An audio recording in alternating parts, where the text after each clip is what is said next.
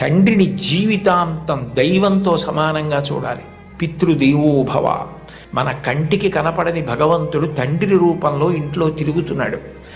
ఎప్పుడు బిడ్డ వృద్ధిలోకి రావాలని అహరహం కోరుకునేవాడు ఎవరైనా ఉంటే తండ్రి. తను ఎంత కష్టపడనివ్వండి, ఆయన బెంగ పెట్టుకోడు.